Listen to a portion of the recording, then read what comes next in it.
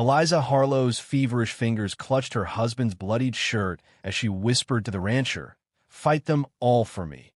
Her voice the last sound the cabin would ever know.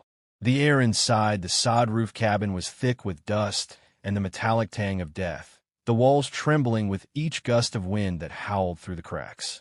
Outside, the horizon burned with ochre haze, 3 riders cresting the ridge like shadows given form. Silas Crowe knelt beside her, his calloused hands hovering over her frail form, his heart a stone in his chest. He had saved her from the river 2 years prior, pulling her from the churning waters when she was half drowned and alone. Now, she was dying in his home, and the men who had killed her husband were coming for her. The cabin's single window shook as another gust slammed against it, carrying the distant echo of hoofbeats. A baby's soft cry drifted from the cradle in the corner, but Eliza's eyes were already closed, her breathing shallow and uneven. Silas placed a hand on her forehead. Too hot. Too late. 3 riders crested the ridge, their silhouettes cutting through the haze. Dust billowed around their horses, swallowing the horizon. Silas knew them by the way they moved. No hurry, no fear. Just hunger, the kind that leaves no room for mercy. He checked the revolver on the table, its barrel cold against his palm. 3 bullets left. 3 men. The math was simple, cruel. But it wasn't the math that kept him awake. It was the way Eliza's eyes had followed him since the fever took her, wide and unblinking, as if she could see the future written in the dust outside. Leading the pack was a man with a scar running from temple to jaw, his horse's flanks slick with sweat. Behind him, another rider clutched a rifle, his face hidden beneath a wide-brimmed hat. The third was silent, his posture loose but dangerous, like a coiled snake. They dismounted at the fence, their boots crunching on dried sage. The wind carried their voices, low, guttural laughter that scraped against the silence. "Look at this place," the scar man said, his voice rough as gravel. "A widow and a baby. Easy pickings." Silas's fingers tightened around the revolver. He knew they'd come for the baby, for the land, for the same reasons they'd killed her husband. The scarred man kicked the fence post, sending a cloud of dust into the air. "Where's the man of the house?" he called, his laugh echoing across the empty plains. 2 years ago, Silas had found her by the riverbank, clutching a newborn baby, her husband's body somewhere in the brush. The outlaws had taken everything, food, money, his life. Silas had brought her here, to this lonely stretch of land where the wind carried secrets and the stars burned too bright. They'd built a life together, but the land never forgot. It never forgave. He remembered the first time she smiled at him, how her eyes crinkled at the corners like the dry earth after rain. Now those eyes were dull, glassy, fixed on something only she could see. Her skin was pale, her lips cracked, but she still clung to the shirt, as if it held the last of his warmth. Her lips parted again, a breath so faint it seemed to vanish before it reached his ears. "Fight them all for me," she whispered, her eyes locking onto his. No plea, no fear, just a command etched into the air between them. Silas said nothing. He didn't need to. The silence between them was louder than any gunshot. The baby's cries softened into a whimper, as if the child sensed the shift in the air. Outside, the riders dismounted at the fence, their boots crunching on dried sage. The wind carried their voices, low, guttural laughter that scraped against the silence. Silas could hear the creak of leather as they adjusted their guns, the sound of a match striking to light a cigarette. The air smelled of gunpowder and sweat, a cocktail of death. The moment her breath left her, the cabin fell silent. Not the quiet of rest, but the silence of a grave. Silas rose, his joints stiff as old wood. He took the revolver, the weight familiar now. In the cradle, a tiny doll lay beside the baby, stitched with thread from Eliza's wedding veil. He picked it up, the fabric soft against his palm. Outside, the outlaws dismounted at the fence, their boots crunching on dried sage. He stepped onto the porch, the dust swirling around his boots, the wind carrying her whisper into the endless sky. The promise hung in the air, heavier than the dust, as he turned to face the horizon. The baby's cry rose again, a fragile thread of life in the stillness. Silas closed his eyes, feeling the weight of the revolver in his hand, the doll in his vest pocket. He knew what he had to do, but the desert didn't care about promises. It only cared about the next breath. Silas Crowe sat in the dark, scrubbing blood from his boots as the baby's cries faded into silence. Each stroke of the rag a reminder of the promise he couldn't break. The cabin was cold, the air thick with the scent of medicine and death. A single oil lamp flickered, casting long shadows across the walls. The baby's soft cries echoed in the stillness, a fragile sound that seemed to hang in the air like a thread about to snap. Silas didn't look up. His hands moved automatically, the rag scraping against the leather, each stroke a reminder of the blood he couldn't wash away. The blood of her husband, the blood of the life they'd built. Now it was all gone.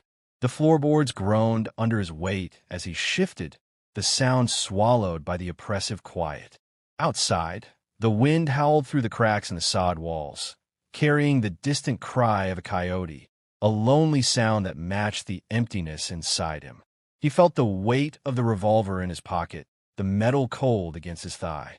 He pulled it out, checking the chambers. 2 bullets left. 3 men outside. The math was simple, cruel.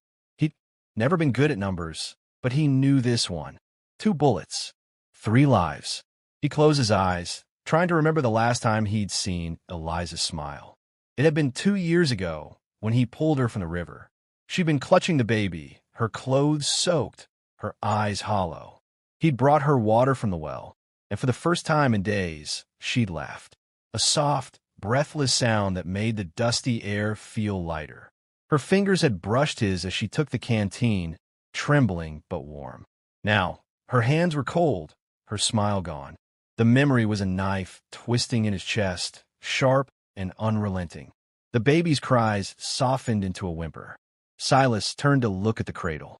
The doll Eliza had stitched lay there, its threadbare fabric catching the lamplight. He picked it up, feeling the frayed edges of the seam where she'd hidden the letter. He remembered how she'd whispered to him the night before, her voice weak but steady. "If anything happens to me, take care of her." But she hadn't said fight them. She'd said fight them all for me. A promise he couldn't break.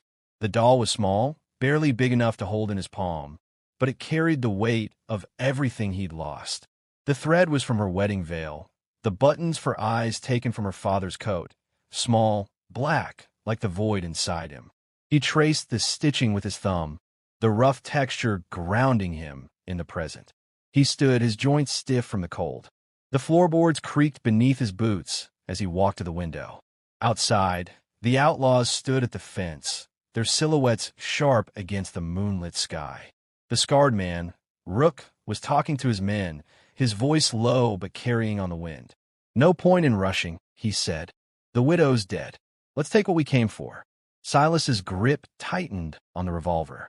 He knew they'd come for the baby, for the land, for the same reasons they'd killed her husband. The moonlight glinted off the barrel of Rook's rifle, a cold, distant spark. Silas could see the way they moved, slow, confident, like predators circling prey. They didn't know he was there. They didn't know he was waiting, but he knew they would. And when they did, it would be too late for them. He turned back to the cradle, picking up the doll. The thread from Eliza's wedding veil was still visible, the buttons sewn for eyes, small, black, like the void inside him. He tucked it into his vest pocket, feeling its weight against his chest. Then he grabbed the rifle from the corner. It was old, the wood worn smooth from years of use. He loaded it, the sound sharp in the quiet room. 1 shot left. 2 bullets in the revolver. 3 men. He knew he couldn't win, but he didn't need to. He just needed to make sure they never rode again. The rifle felt heavy in his hands, the metal cold against his palm. He checked the chamber again, making sure it was loaded. The sound of the hammer clicking echoed in the room, a finality that settled in his bones. Silas stepped outside, the night swallowing him whole. The moon hung low, casting silver light over the empty plains. His boots crunched on the dry earth as he walked toward the corral. The mare snorted softly, her breath visible in the cold air. He saddled her quickly, his hands moving with practiced ease. The revolver felt heavy in his hand, the weight of a promise he couldn't refuse. He checked the chambers again. 2 bullets, one for each of them. Maybe. The horse shifted beneath him, restless, sensing his tension. Silas ran a hand along her neck, feeling the warmth of her coat, the steady beat of her heart. She was the only living thing left that felt real. The only thing that hadn't been taken. The saddle creaked under his weight, the leather worn smooth from years of use. He tightened the cinch, his fingers brushing the rough edges of the stirrups. As he mounted the horse, he glanced back at the cabin. The baby's cries had stopped. The silence was worse than the sound. He tightened the reins, feeling the horse shift beneath him. The outlaws were still at the fence, unaware he was coming. He didn't plan to surprise them. He wanted them to see him coming. He wanted them to know he was coming. He wanted them to know that Eliza's last words will be the last thing they ever heard. The moonlight caught the edge of his revolver as he turned the horse toward them, the metal gleaming like a promise. He could hear the wind picking up, carrying the scent of sage and dust, the same scent that had filled the cabin all night. It was a soundless warning, a reminder that the desert didn't care about promises. The wind carried the scent of sage and dust, the same scent that had filled the cabin all night. Silas rode slowly toward the outlaws, his heart a drumbeat in his chest. He didn't look back. He didn't need to. The promise was written in the stars above, in the dust beneath his hooves, in the doll tucked safely in his vest. He would fight them all for her. Not for himself, not for the land, for her. The stars burned bright overhead, indifferent to the tragedy unfolding below. Each step of the horse was deliberate, measured. He knew this was the end, but it wasn't about surviving. It was about making sure they never rode again. But the desert doesn't care about promises. It only cares about the next breath. And Silas Crowe was running out of them. The door splintered under Rook's boot, but the cabin was empty, except for the rocking chair moving on its own, as if the dead were still sitting there. The scarred outlaw froze, his hand hovering over his revolver. "Well, ain't this a trick?" he muttered, his voice rough as gravel. Behind him, the second man stepped inside, rifle raised, scanning the shadows. The third stood at the threshold, his boots still on the splintered wood, eyes darting between the sleeping baby in the cradle and the half-empty cup on the table. Steam still curled from it. Silas watched from the loft above, his breath held, the revolver cold in his hand. The silence stretched, thick and suffocating, like a noose tightening around their throats. The only sound was the creak of the rocking chair, the wind whispering through, the cracks, and the baby's soft breaths. Dust motes danced in the single shaft of moonlight, swirling like forgotten ghosts. The floorboards beneath Silas's boots were worn smooth by years of use, the wood gritty with dust that clung to his boots. He could feel the splinters pressing into his palms as he gripped the revolver, his knuckles white. Then, a gunshot cracked from the loft. The first man crumpled, his scream cut short. The second spun, rifle swinging wildly, but the bullet had already found its mark. The third drew his gun, eyes wide with panic, but Silas wasn't there. He was already gone, melting into the shadows between the barn and the well, where the wind hid footsteps and the dust remembered every lie. The air filled with gunpowder smoke and the metallic tang of fear. Rook's body lay still, his blood soaking into the floorboards. The second man staggered, clutching his side, his breath ragged. The third, Silas's target, drew a deep breath, his eyes scanning the darkness. He knew the rancher was hiding. He just didn't know where. The wind carried the scent of sage and horsehide, a bitter cocktail that made his stomach churn. The outlaw's boots left prints in the dust, each step a reminder of the life they'd taken. Silas pressed himself against the barn's weathered wood, his heart pounding like a war drum. The wind carried the scent of horsehide and sweat, the same scent that clung to the outlaws. He could hear the third man's boots crunching on dried sage as he moved toward the barn. Each step was deliberate, cautious. Silas's fingers tightened around the revolver. 2 bullets left, one for the man, one for the ghost. The ghost that whispered in his ear, "You should have saved her." The ghost that watched from the cradle where the baby slept. The ghost of the woman who'd begged him to fight. The wind howled through the cracks, carrying the sound of a distant train whistle, a sound that hadn't been heard in years. But it wasn't a train. It was the wind, howling like a lost soul. The barn's timbers groaned under the pressure, the hay rustling as if alive. Silas closed his eyes, feeling the rough texture of the wood against his back, the dust coating his skin. He could taste the bitterness of fear on his tongue, the same taste that had haunted him since the river. The third man kicked open the barn door, his rifle raised. Inside, shadows danced. Silas held his breath, waiting. The hay smelled of dust and horse manure, the air thick with the scent of fear. He could see the man's boots stepping inside, his silhouette framed by the moonlight. Silas's fingers brushed the doll in his vest pocket, the thread from Eliza's wedding veil soft against his skin. He closed his eyes, feeling the weight of the promise. Then he stepped out of the shadows. The revolver roared. The third man spun, his rifle clattering to the hay. He fell to his knees, gasping, his hands clutching his stomach. Silas didn't move. He watched as the light left the man's eyes, his chest rising and falling with the last breaths. The barn was silent now, save for the wind and the creak of the old timbers. Silas stepped out of the shadows, his boots silent on the dry earth. The third man lay still in the hay, his chest rising and falling with the last breaths. Silas didn't look back. He walked toward the cabin, the revolver heavy in his hand. The air smelled of blood and gunpowder, but beneath it, something else, something sweet and sharp, like the scent of Eliza's soap. He pushed open the door, the hinges groaning softly.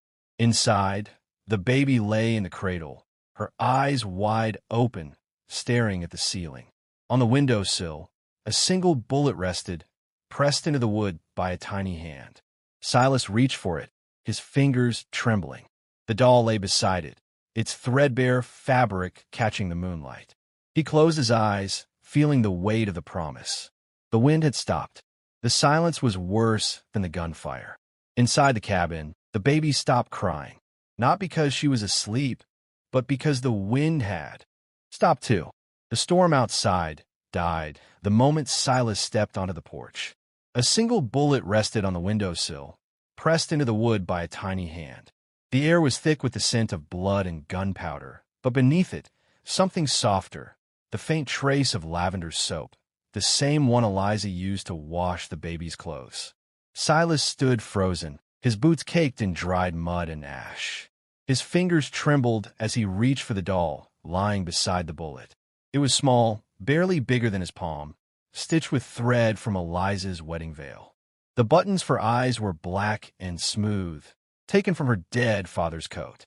The fabric was frayed at the seams, worn soft by time and love. He traced the stitching with his thumb, feeling the rough texture of the thread, the tiny imperfections where her hands had worked in the dark. He turned the doll over gently. In the seam where the back met the front, something was hidden, a folded piece of paper brittle with age. His breath caught as he pulled it free. The ink was faded, the words written in Eliza's shaky hand. "If he fights, tell him I loved him more than the sun loved the desert."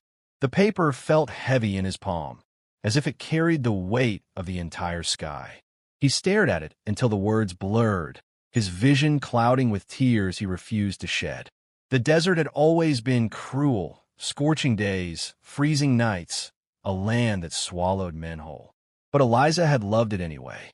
She'd loved him anyway. And now she was gone, leaving only this scrap of paper and a child who didn't know her voice. Hours later, Silas knelt beside her grave.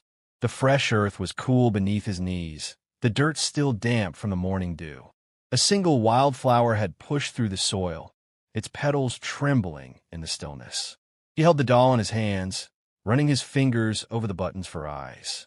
His own hands shook, not from exhaustion, but from the unbearable weight of being the only one left to remember her kindness. The grave was simple, marked by a cross of driftwood, the letters carved deep but uneven. Eliza Harlow, beloved wife and mother. He placed the doll on a mound of dirt, its threadbare fabric catching the moonlight. The baby's cries had followed him here, soft and distant, but he couldn't bring himself to look back. Not yet. Not when the silence between them felt so loud. He thought of the riverbank where he'd found her 2 years ago. She'd been clutching the newborn, her clothes soaked, her eyes hollow. He'd brought her water from the well, and for the first time in days, she'd laughed. A soft, breathless sound that made the dusty air feel lighter. Her fingers had brushed his as she took the canteen, trembling but warm. Now, her hands were cold, her smile gone. The memory was a knife twisting in his chest, sharp and unrelenting. He closed his eyes, feeling the doll's thread against his skin, the weight of the promise he'd made. Fight them all for me. He'd done it, but it hadn't been enough. Nothing would ever be enough. The stars burned bright overhead, indifferent to the tragedy unfolding below. Silas stood, brushing dirt from his knees. The doll was tucked safely in his vest pocket now, its fabric warm against his chest. He turned his back on the grave and walked toward the corral where the mare waited. The land stretched before him, endless and empty, the same land that had taken everything from him. But for the first time, he didn't feel alone.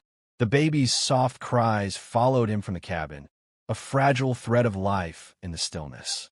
He mounted the horse, the saddle creaking under his weight. The stars above seemed to lean closer, watching as he rode away from the grave, toward the horizon where the road carried no names. 3 bodies lay in the dirt where the sun wouldn't touch them, each one a silent testament to a promise made in the shadow of a dying woman's breath. Silas Crowe rode west, the baby swaddled against his chest, the doll tucked inside his vest like a secret only the desert knew. The wind carried the scent of sage and blood, but he didn't look back. The road ahead was long, and the stars above were the only witnesses left. As the sun climbed, the heat pressed down like a physical weight. Silas's shoulders ached from the journey, but he didn't slow. The baby slept against his chest, her breath warm and steady. He could feel the tiny rise and fall of her ribs, a rhythm that kept him moving. The doll in his vest pocket was soft now, worn smooth by time and touch. Its threadbare fabric held the memory of Eliza's hands, the way she'd stitched it by firelight. He pressed a hand to his chest, feeling the doll's presence like a heartbeat.